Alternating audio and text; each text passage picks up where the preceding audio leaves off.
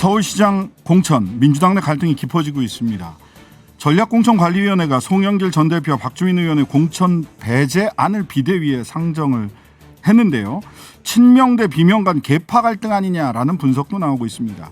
전략공천은 지방선거 자멸이다 경고하고 나서셨죠. 더불어민주당 김진애 서울시장 예비후보 만나보겠습니다. 의원님 안녕하세요. 네, 안녕하십니까. 네. 네. 후보님입니다. 후보님. 네, 그렇습니다. 후보님. 네. 예비후보님. 예. 네. 저도 사실 어젯밤 10시쯤 이거 속보 뜨는 거 보고 이 밤에 이게 뭔 소리야? 하고 여기저기 전화도 해보고 뉴스도 뒤져보고 했는데 네. 당 전략공천관리위원회가 송영길 박주민 공천 배제 이 소식 어떠셨어요? 듣고 나서? 저는 오늘 새벽에 알았는데요. 너무 저보다 늦게 하셨네. 했죠. 네네. 기겁을 했죠. 예. 아니, 왜냐하면 그 뉴스가 나온 게 공식적으로 발표한 게 아니라 네네. 내부에 있는 인원에 의해서 나왔기 때문에. 그랬죠. 그렇기 때문에. 그래서 일단은 굉장히 잘못된 결정이라고 생각을 하고요. 그러니까 애초에 사실은 비대위에서 이거를 첫 단추부터 잘못 띄었는데 벌써 네. 열흘 정도로 그냥 시간을 까먹고 있는 중이거든요. 그렇죠. 전략 지역구다 그런데 이제, 이렇게 얘기하면서. 네. 예. 근데 전략 지역구라고 그랬으면은 네. 그러니까 말하자면 앞으로 가야 될 경로를 명확하게 전달을 해줘야 되는 거 아니에요. 그러니까 그렇죠. 그것도 없었고 그다음에 그러면 대안이 있느냐. 그러니까 네. 지금 현재 등록된 후보 외에 음. 대안이 확실하게 있느냐. 이거에 대해서 명확하게 체크가 되지 않은 상태에서 이제부터 가령 오늘도 예를 들면 오늘도 저녁에 비대위를 한다고 그러지만 네. 오늘 어저께 이낙연 대표가 최종적으로 불출마한다라고 확실하게 얘기를 하지 본인 않으셨습니까? 미국 간다 이렇게 얘기하셨어요. 네네 그렇게 하시고 근데 오늘은 네. 또 박영선 전 장관한테 또 얘기를 한다 이런 게 말이 안 되는 거죠. 그러니까 전략도 없고 그 다음에는 이거에 대한 대비도 제대로 돼 있지 않으면서 그냥 혼돈만 만들어내고 있는 상태가 아닌가 이런 생각을 하고 있습니다. 근데 저는 궁금했던 게 네. 송박 두 사람을 배제한다 공천에서 네. 그럼 김진애 정봉주 이 두 분은 어떻게 되는 거지? 어떻게 된다고 설명 들으셨어요? 아니 아무 설명도 못 받았고요. 아무 설명도 없어요? 네, 또 두 분 더 계십니다. 총 6명의 네네네. 후보가 있으니까. 네. 근데 이거에 대한 것도 명확하지가 않고요. 그리고 지금 거론되는 후보들도 경쟁력이 입증이 되지 않지 않습니까? 그러니까 뭐 다 마찬가지로 오세훈하고 넣으면은 20% 정도 다 차이가 나고 네. 별로 경쟁력이 높지가 않은데 어떤 후보를 들이대겠다는 말이냐. 네. 이런 거에 대한 거. 그다음에는 이제 가장 제가 사실은 지난주에 이게 있을 때부터 제가 여기서 얘기했는지 어떤지 모르겠는데 이 두 가지 의심이 있다. 하나는 특정인을 배제하기 위해서 즉 송영길 또는 특정인을 집어넣기 위해서 혹은 이낙연 이런 것들이 의심이 있게 만드는 게 굉장히 바람직하지 않다. 그런데 오늘까지 이렇게 혼선이 빚어지면서 저는 일단은 송영길, 박주민을 공천에서 배제한다라는 거에 대한 이유가 명확하지 않고요. 네. 그리고 만약 이제 이게 그 대선에서 책임진다고 얘기하면은 사실 민주당 당원 안에서 당내에서 책임이 없는 사람이 누가 있습니까? 네. 그러니까 이제 그런 것도 손해치가 않고 이 결정을 당원들이 또 국민들이 결정을 할 수 있게 경선을 해야 되는데 그거에 대해서 명확하지가 않은 게 문제고요. 제가 한 가지만 더 얘기를 드리면 제가 오늘도 입장문을 발표하면서 빨리 이제 경선을 시작해야 된다. 그 외에는 다른 묘수가 없다. 이러고서 송영길, 박주민 넣어서 하자라고 이제 명확하게 얘기를 했는데 사실은 송영길 대표도 잘못한 게 있어요, 분명히. 그리고 오늘도 나오는 입장이라고 하는 게 이게 말하자면은 명락대전 또는 친명 반명식으로 이렇게 프레임을 잡게 본인이 후보가 자꾸 얘기를 하는 거, 송영길 대표가 얘기를 하는 거는 저는 바람직하지 않게 봅니다. 그게 송 대표가 나 못 나오게 하는 거는 이재명도 못 나오게 하는 일이다. 뭐 이런 식으로 배제하는 일이다. 뭐 이런 얘기를 하는 거는요. 저는 그거는 굉장히 잘못된 프레임이라고 봅니다. 그래서 저는 그거를 만약 그렇게 얘기한다면은 저는 그렇게 하죠. 바로 제3의 후보가 있습니다. 여기 김진애. 그한테도 저기 하지 않고 그리고 제가 여태까지 얘기 안 하던 거를 하나를 얘기를 드리면은 네. 제가 출마 선언을 하고 난 다음에 이재명 고모님께 연락을 받았습니다. 네. 굉장히 열심히 이 경선을 흥행을 해서 송영길 대표도 나온다고 그러니까 열심히 이걸 해가지고 가봐라. 이거는 뭐냐 본인은 어디에도 마음이 들어가 있지 않다라는 걸 명확히 하시거든요. 그런데 이걸 자꾸 송영길 대표가 그렇게 자꾸 끼워 넣어서 얘기를 하는 게 저는 절대로 송영길 대표한테도 좋지 않고요.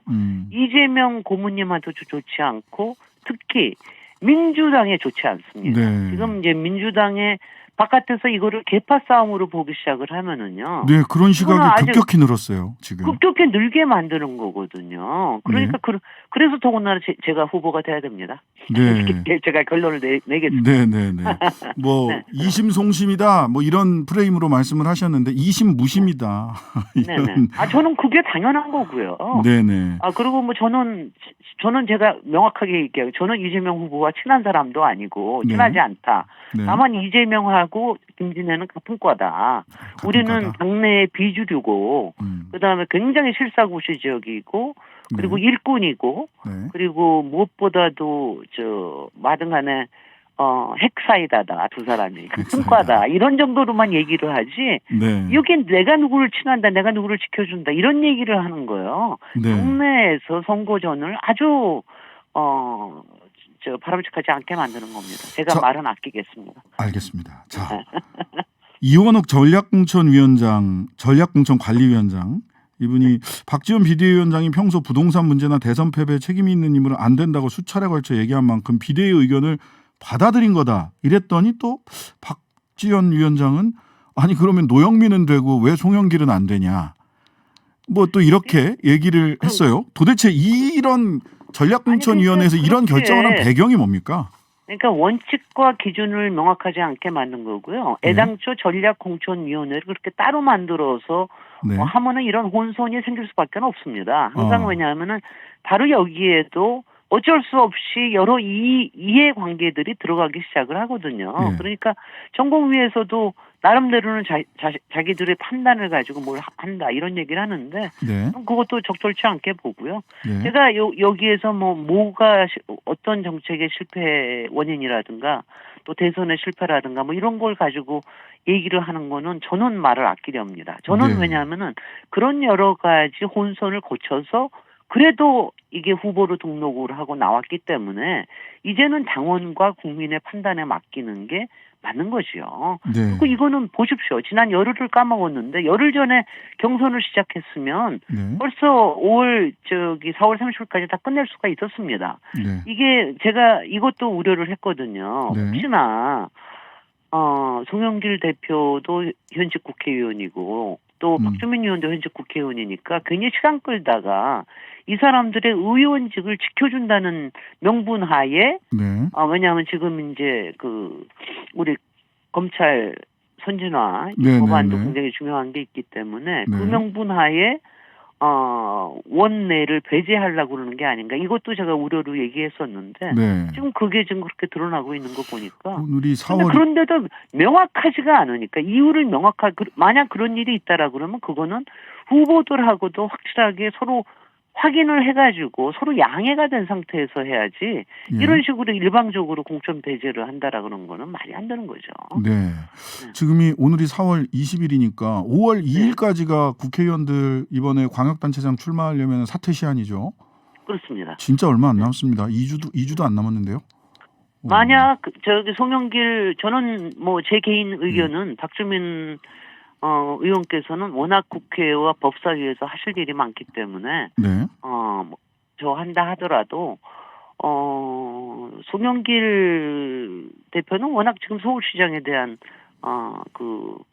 의지가 강한 거 아니에요? 네네. 그럼 저도 아시겠습니다만 작년에 3년 2개월 남은 의원직을 버리고 서울시장 후보 단일화에 임했었거든요. 네. 만약 그렇게 한다라고 하면은 그런 의지도 보일 수가 있는데 문제는 지금 공천을 배제한다라는 걸 했기 때문에 네. 오도 가도 못하게 만든 거예요. 네. 그러니까 당이 이러면 안 됩니다. 당이 여러 가지 혼선이 있을 때 이거를 정리해주는 역할을 해야지. 그래서 오늘 저녁에 비대위의 이 결정을 보겠습니다. 네. 그리고 여기에다가 뭐 하나를 덧붙인다 그러면 네네.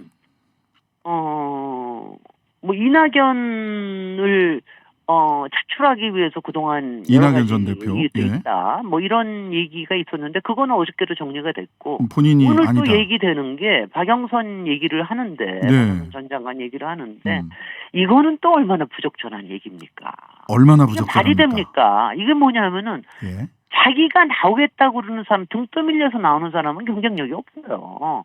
그런 사람들은 당원들과 국민들한테 표를 달래 기본적으로 기본이 안 돼 있는 겁니다. 그런 네. 예의도 못 지키는 사람을 무슨 이유로 지금 뭐 경쟁력이 좋게 나옵니까? 아니면은 작년에 약 18%의 대패를 한 그런 후보인데 그런 대패의 추억을 다시 끌어내는 이런 사람을 다시 여기다가 우격다짐으로 집어넣겠다. 그것도 너무 이상하지 않습니까? 아니 그래서 오늘 근데 네. 당사자가 저는 박영선 제가 전 장관께 네. 동료로서 제가 얘기를 드린다면은 명확하게 이거는 제가 나설 자리가 아닙니다라고 명확하게 하시는 게 본인의 정치의 뭐 계속적인 생명을 위해서도 좋다는 생각을 합니다. 오늘 뭐 비대위에서 박영선 전 장관을 만나서 출마 의사가 있는지를 확인을 해보겠다 이랬었죠. 혹시 뭐 네. 확인이 됐다고 하는가요? 아니요. 그런 거는 제가 뭐 알 수도 없는 거고요. 아 그래요? 그런 거를 오늘 한다는 게 말이나 되는 얘기예요. 정말 이거는 뭐 번개불에 콩 구워 먹으려고 그러는 것도 아니고 이게 네. 한 사람 지금 그렇게 하는 동안에 네. 저는 다른 후보들은 모르겠습니다만 저는 경선을 기다리면서 네. 그동안 어저께는 제가 도저히 안 되겠어 가지고 전체 공약까지 다 발표를 해버렸어요. 네. 제가 그동안은 이제 발표하셨더라고요. 왜냐하면 경선을 놔두면 저도 왜 비장의 카드를 좀 가지고 있어야 되지 않습니까? 그래서 네. 전체를 공개하는 거는 좀 꺼리고 있었는데 도저히 안 되겠어. 이건 뭐 경선도 못 해보겠다.